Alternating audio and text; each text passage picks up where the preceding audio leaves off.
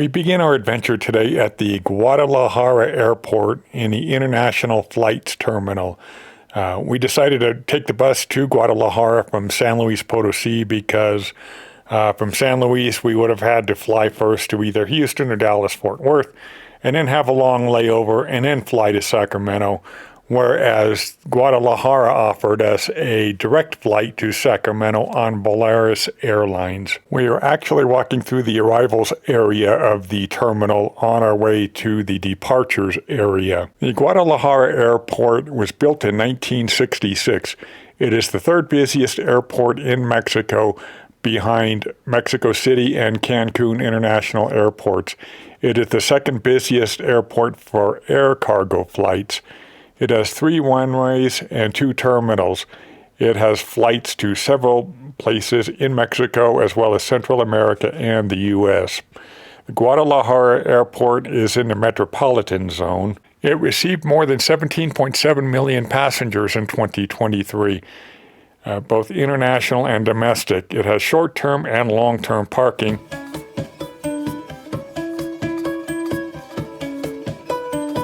We're at the first checkpoint where we scan our boarding passes that I downloaded onto my phone. They also asked me not to record in this area. There are many restaurants, about 25 approximately, along with cafes, places to sit down, fat food. Did I say fat food? Oops, I meant fast food. To get to the gate that we needed to go to, we had to go upstairs, and this is where we're going to see a bunch of high-end shopping and even higher-end prices. But the terminal itself is beautiful, I thought. Fantastic lighting. I like the way that the lights kind of bounced off what I believe were polished granite floors. There's Paulette. And we're walking through the terminal now.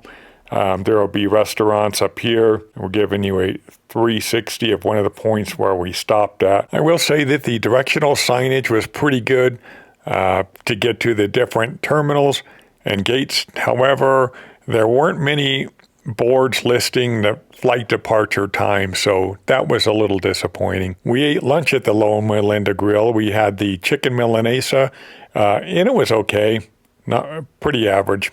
Now we're going to come across some of the stores here, like I said earlier, higher-end stores with even higher-end prices. And there were quite a few of them. There were a couple of hallways that had the stores in it as we walked down.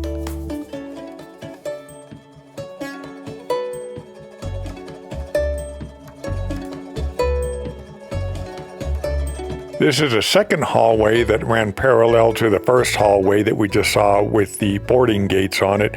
Again, more high-end stores.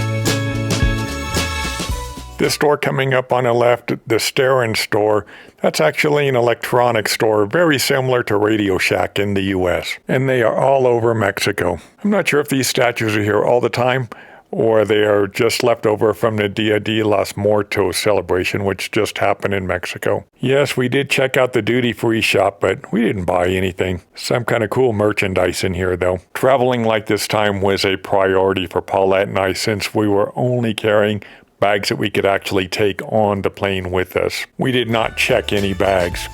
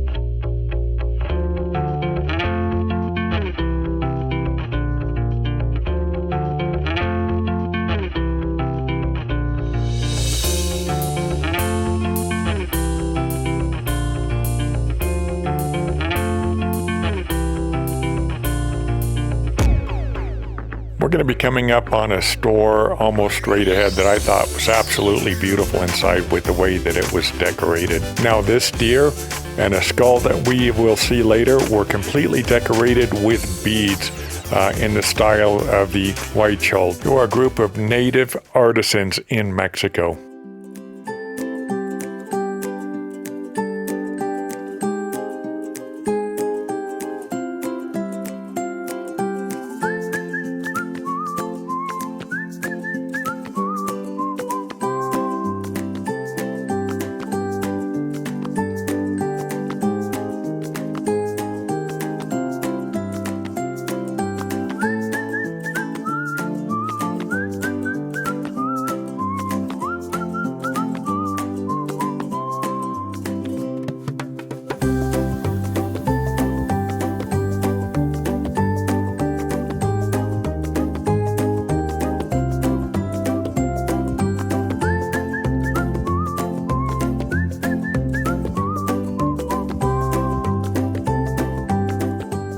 A subscriber of ours let us know that there was actually a pastry store in the airport called Paulette, so we had to check it out. We didn't let temptation get the better of us, and we didn't buy any pastries, but they certainly look good.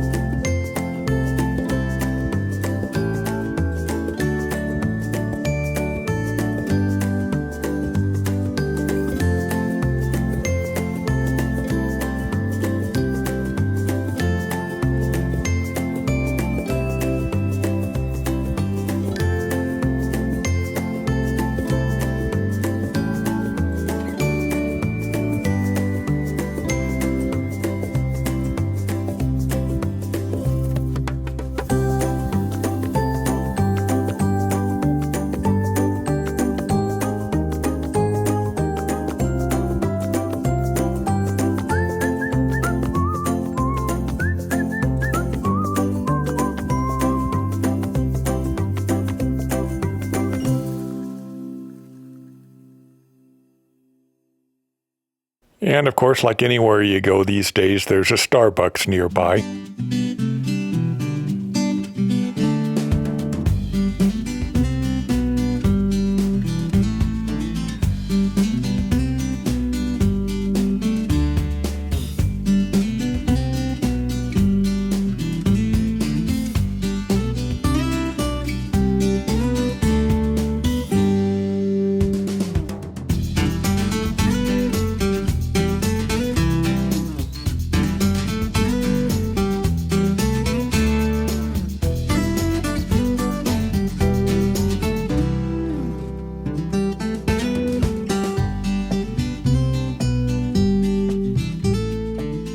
We've arrived at our gate. We're still about 3 hours early for our flight.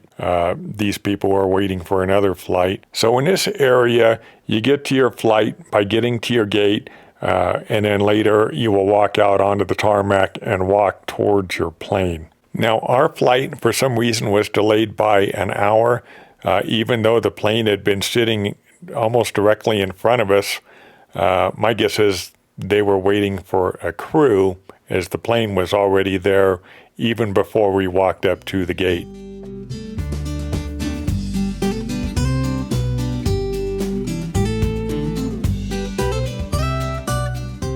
And an hour late, we are finally off.